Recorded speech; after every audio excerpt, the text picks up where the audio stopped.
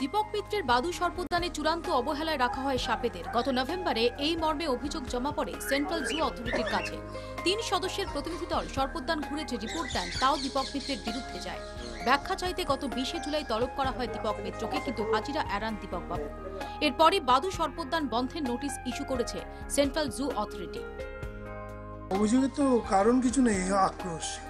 আমরা একটা জু করতে পারছি না, দীপক মিত্র একটা জু নিয়ে বসে আছে। গত জানুয়ারিতে দীপক মিত্রের বাড়িতে বৈধ কাগজপত্র ছাড়াই সাপ রাখাকে কেন্দ্র করেও দানা বাঁধে বিতর্ক। দীপক বাবুর বিড়ম্বনা বাড়িয়ে স্টেট ওয়াইল্ড লাইফ বোর্ড থেকে তার অপসারণ চেয়ে রাজ্যকে চিঠি দেওয়া হয়েছে চিফ ওয়াইল্ড লাইফ ওয়ার্ডেনের দপ্তর থেকে। বন দপ্তর সূত্রে জানা যাচ্ছে, নির্দেশ হাতে পেলেই বাদুর সাপ পুনর্বাসনের উদ্যোগ নেওয়া হবে। সুস্থ সাপেদের ছাড়া হতে পারে প্রকৃতিতে, বাকিদের রাখা হতে পারে অন্যান্য চিড়িয়াখানায়।